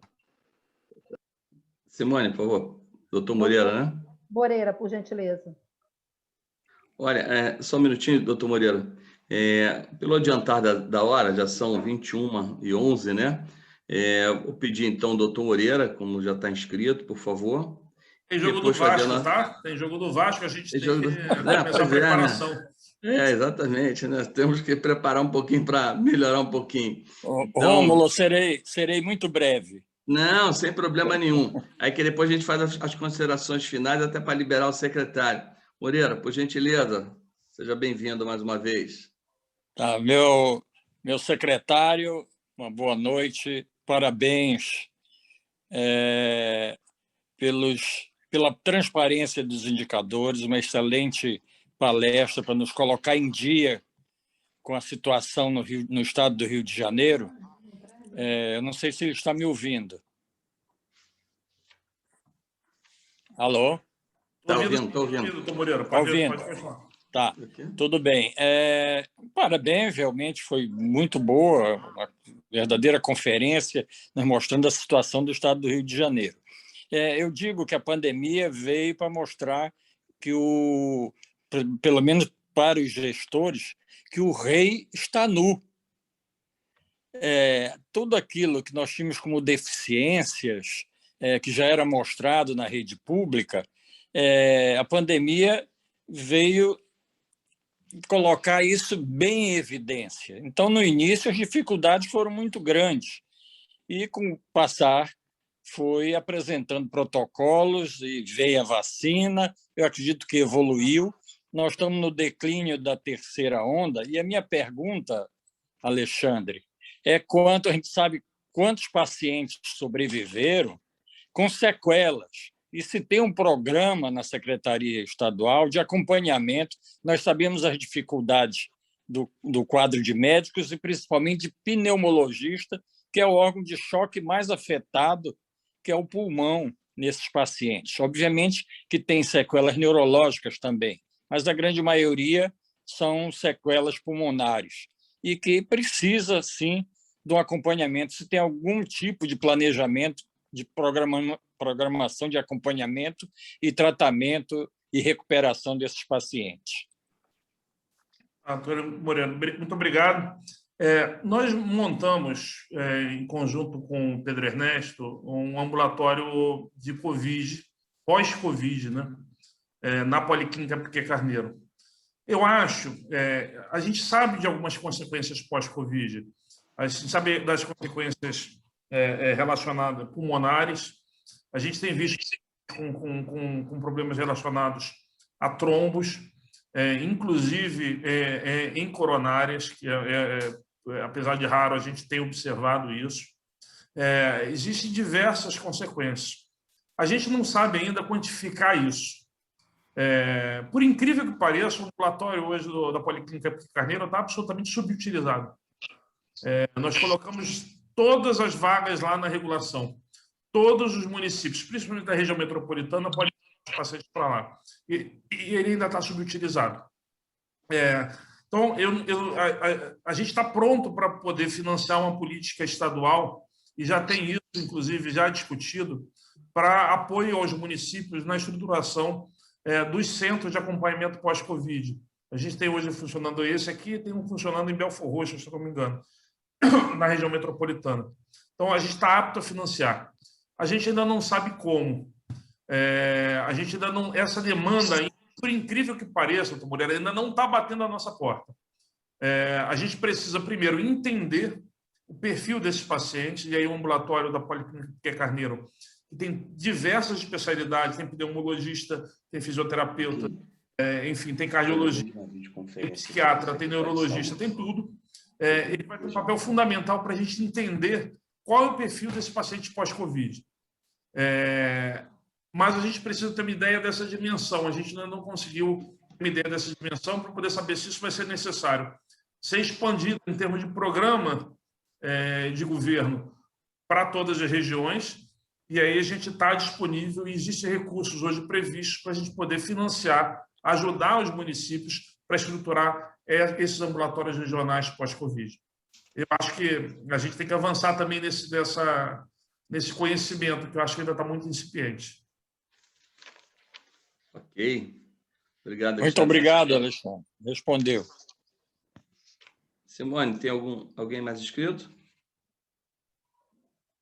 Inscrito com mão levantada, não. Doutora Solange Salfon disse que já conectou o microfone, que talvez gostaria de dar uma palavra, se for possível, antes do encerramento. Tá. Ela já fez uma pergunta, né? Duas, aliás. Isso. Solange, se puder ser bem breve, eu te agradeço. Sem ser consideração e pergunta, muito obrigado. Você quer falar?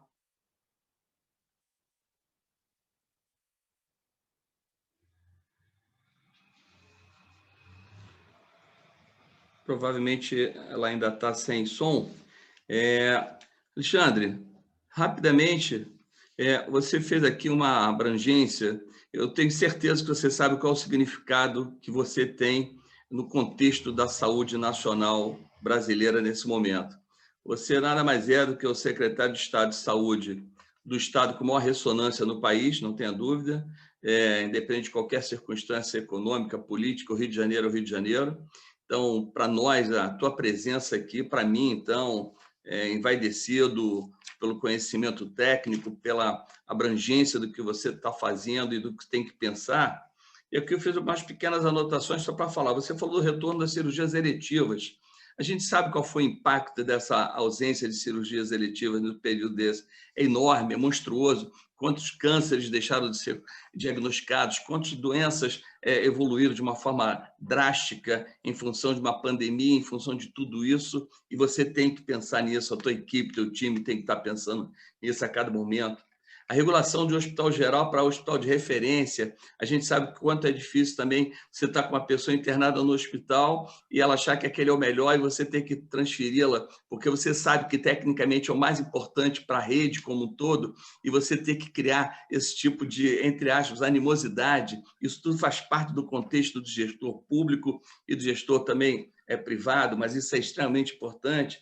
Uma outra característica que você falou logo no início, o risco regional, né? Você não está falando de um município de 10 mil habitantes, você está falando de um estado com milhares, né, de habitantes, aí, com suas características, o centro-sul, o noroeste do estado, o sul, a própria área metropolitana. Então, quer dizer, você lidar com tudo isso e as diferenças que nós já tínhamos antes de qualquer pandemia, a respeito de que você tinha déficit de leito de enfermaria, déficit de leito então, de UTI, e você ter que lidar com isso e trabalhar com esses dados, né? O tempo de espera hoje, com menos de 1 hora, entre a solicitação de uma vaga, a avaliação do teu pessoal, e você conseguir uma vaga para esse paciente, isso tudo é uma coisa assim, espetacular. A gente sabe que pagamos muito esse tempo todo, como bem foi falado, a gente ainda continua sem saber muita coisa, mas alguma coisa a gente tem que saber, alguma coisa a gente tem que fazer e alguma coisa está sendo feita. Então, isso é muito importante e nos dá muito mais tranquilidade.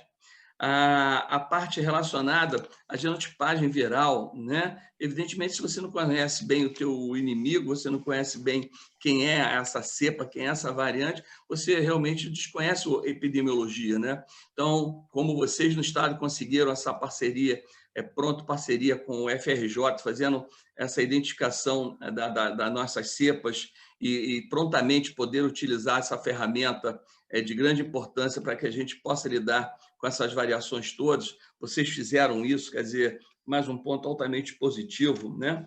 A vacinação mesmo, né? A gente sabe que nós temos uma expertise de vacina, que a vacina chega lá no noroeste, lá em 2 horas já está tudo lá no local, que a gente tem expertise para isso. Nós temos meios, nós temos ferramentas, nós temos helicópteros, nós temos aviões. O Estado realmente ele é municiado desses recursos e tem que ter gente que saiba fazer isso, né? E nós soubemos fazer, né? E uma outra coisa também importante foi em relação a essa preparação dos cenários de uma possível 4ª onda, né? Então, verdadeiramente, nós estamos lidando ainda com o imponderável, né? Porque a gente não sabe o que vai acontecer de hoje para amanhã. Quanto aos exames, eu lido com a parte também de análises clínicas, né? É impressionante o que a gente tem visto. Se eu te apresentar um exame de um paciente de 50 anos, em que ele tem o PCR positivo detectado, cepa P1 do Amazonas, tá certo? IgM negativo, IgG maior que 100, anticorpos neutralizantes maior que 68%, esse paciente está doente. Ou seja, tudo que a gente viu lá atrás, eu tenho confirmação hoje. Esses dados todos estão compilados para daqui a pouco botar lá na mão da nossa colega da Sociedade Brasileira de Infectologia, que eu vou, me explica isso aqui, porque o exame, como você falou, o próprio dedímero é aquele dedímero que, como você fala, tem pessoas aí que estão há 6 meses com dedímero acima de 2.000, que o colega já começou, aumentou a dose, diminuiu a dose, mandou parar a dose, porque já não sabe mais o que fazer com isso tudo. Então, verdadeiramente, nós estamos no meio de uma pandemia. Liga-se a alguma coisa chamada pandemônio, uma coisa que, né, está tudo confuso, está tudo isso. Então, eu quero terminar aqui a minha palavra e passar também para o doutor Benjamin e finalizar. Quem vai finalizar é você, Alexandre, né? Que é assim, cara, muito sucesso para você. A gente agradece muito que você está enfrentando isso aí junto com todos nós, representando a comunidade médica do Estado do Rio de Janeiro, à frente da Secretaria Estadual de Saúde, entendeu? E nós sabemos a dificuldade, e quem acha que sabe, não sabe nada. E nós que achamos que sabemos alguma coisa, mas pelo menos nós estamos tentando fazer o melhor para a nossa sociedade, atendendo a nossa política de saúde, como nós temos feito. E, mais uma vez, cara, conta com a gente, estamos à sua disposição. Parabéns aí pela tua apresentação aqui na noite de hoje. E, cara, estamos muito juntos nisso aí. Muito obrigado, Cap. Eu vou passar para o doutor Benjamin, ele fala e você fecha para a gente, por gentileza. Um grande abraço para você, felicidades, e estamos à disposição. Obrigado, Rômulo. Bem, depois de tudo que o Rômulo falou, só me resta mesmo agradecer aí a presença de todos, em especial do nosso secretário, né, que nos ajuda a trazer informação qualificada aos nossos associados e aos nossos colegas desse Estado. Então, quero desejar uma boa noite a todos e passar para o nosso secretário para as despedidas. Obrigado, Rômulo. Palavra de amigo, Rômulo. A gente acolhe no coração. Não tem sido fácil. Todo mundo sabe o histórico da Secretaria de Saúde. Eu, como servidor há 21 anos na Secretaria de Saúde, fui convidado para esse desafio, enfim. E vamos em frente, porque eu acho que a gente precisa resgatar a saúde pública do Rio de Janeiro, e se cada um fizer um pouquinho da sua parte, eu acho que a gente vai caminhar junto. Queria agradecer muito ao Rômulo, ao doutor Benjamin, agradecer a todos os colegas que estão aqui comigo, assim, até essa hora, dizer que o que, na verdade, não é humildade, na verdade é o que o Rômulo colocou, assim, nosso conhecimento, quando a gente passa uma pandemia dessa, a gente tem que baixar a bola e falar, olha só, a gente ainda tem que aprender muito. Isso faz com que eu deixe o gabinete absolutamente aberto, as portas abertas para qualquer colega, para a gente poder conversar. A gente erra muito tentando acertar. Eu acho que a gente só vai melhorar quando a gente efetivamente reconhecer que a gente precisa aprender muito para poder melhorar a saúde daquela pessoa que a gente não conhece, mas que depende de um serviço público, depende de um ambulatório, depende de uma vaga de internação hospitalar, que são essas pessoas com menos recursos, infelizmente, são as que mais sofrem e que têm menos voz. Então, eu conto com cada um de vocês, cada um dos colegas, quem fica até às 9h30 da noite aqui para poder discutir saúde pública é porque efetivamente está interessado em melhorar a qualidade de saúde da nossa população.